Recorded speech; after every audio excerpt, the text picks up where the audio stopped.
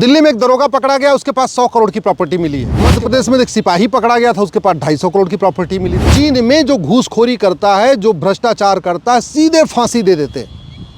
भारत का कानून सड़ा हुआ है।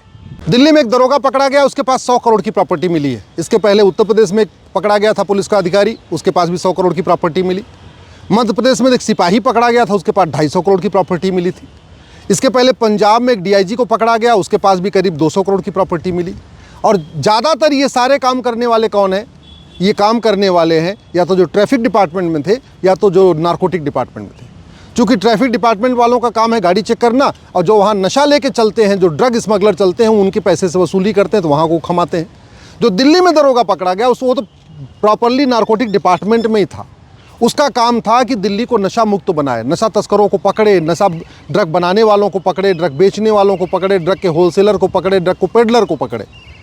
लेकिन वो पकड़ता था, लेकिन पकड़ने की एवज में वसूली करता था और 100 करोड़ का मालिक बन गया। अब आप सोचिए कि दरोगा अकेले तो खा नहीं रहा होगा, ये खिला भी रहा होगा।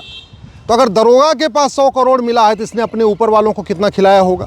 स्वाभाविक सी बात है, कम से कम 100 करोड़ रुपए खिलाया भी होगा। कुछ एसीपी को खिलाया होगा, कुछ डीसीपी को खिलाया होगा, कुछ हो सकता है और भी ऊपर खिलाया हो। भगवान जाने किसको किसको खिलाया हो, तो जांच के बाद पता चलेगा। मैं बार बार कह रहा हूँ, 1 लाख करोड़ का ड्रग कारोबार चल रहा है भारत में, 1 लाख करोड़ का। 10 करोड़ लोग नशेड़ी हो चुके हैं। उसका मूल कारण है जो हमारा नशा विरोधी कानून है, वो भी महाघटिया है। दूसरा, भ्रष्टाचार विरोधी कानून है, वो भी महाघटिया है। चीन में जो घूसखोरी करता है, जो भ्रष्टाचार करता है, सीधे फांसी दे देते। भारत का कानून सड़ा हुआ है। एक तो सड़ा हुआ कानून, ऊपर से मुकदमा चलता है 20 साल, 30 साल, 40 साल। 70,000 करोड़ का कॉमनवेल्थ घोटाला हुआ, किसी से 700 करोड़ भी वसूला नहीं गया। 1,76,000 करोड़ का 2G घोटाला हुआ, 176 करोड़ भी वसूला नहीं गया। 1,86,000 करोड़ का कोयला घोटाला हो गया, 186 करोड़ भी नहीं पकड़ा गया।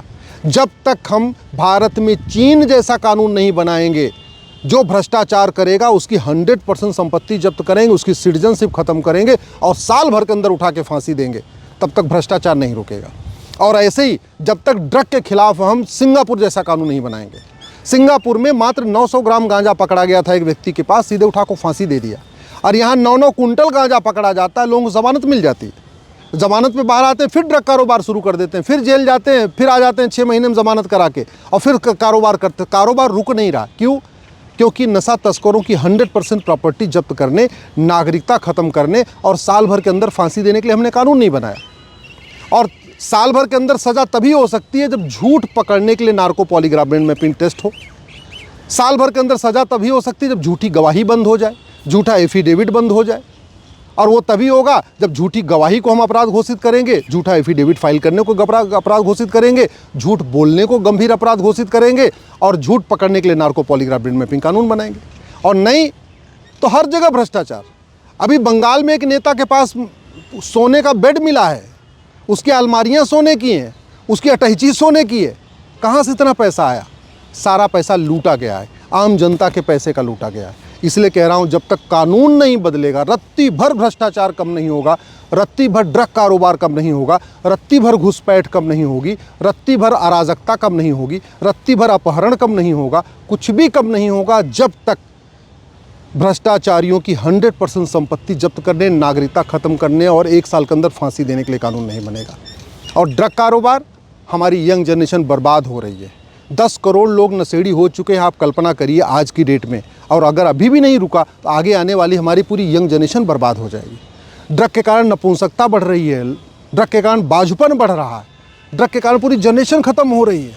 ये नशेड़ी खुद ही आत्महत्या कर लेते हैं कई बार डिप्रेशन में आके, और जो आत्महत्या नहीं करते हैं अपने माता पिता की आत्महत्या कर देते हैं। इन नशेड़ियों को पैसा नहीं मिलता, अपनी पत्नी की आत्महत्या कर देते हैं। इन नशेड़ी बाप से परेशान हो के बच्चे घर छोड़ के भाग जाते।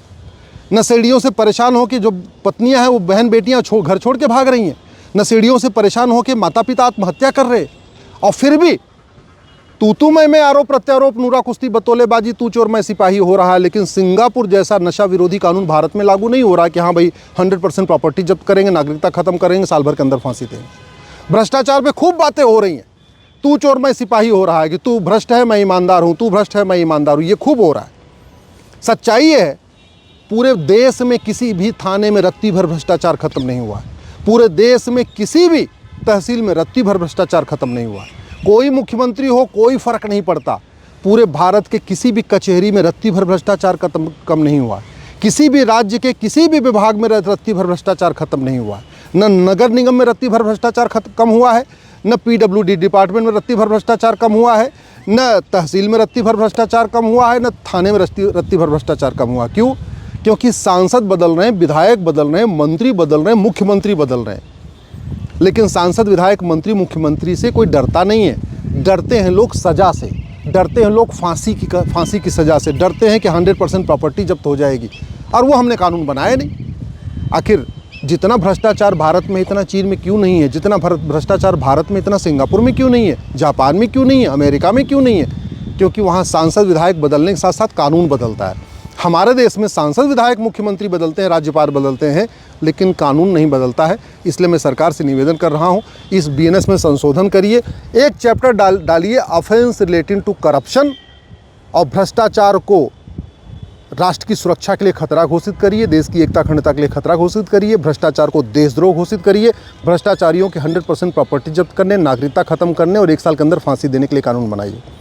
ऐसे ही इसमें एक चैप्टर डालिए offence relating to drug smuggling, और ड्रग बनाने और बेचने वालों की 100% प्रॉपर्टी जब्त करने, नागरिकता खत्म करने, साल भर के अंदर फांसी देने के लिए कानून बनाइए। तब जाके ड्रग कारोबार रुकेगा, तब जाके भ्रष्टाचार रुकेगा। नहीं तो कोई सरकार हो, कोई कलेक्टर हो, कोई कप्तान हो, कोई मंत्री हो, रत्ती भर फर्क नहीं पड़ता है। न फर्क पड़ा है, न फर्क पड़ेगा अगर कानून नहीं बदला गया तो।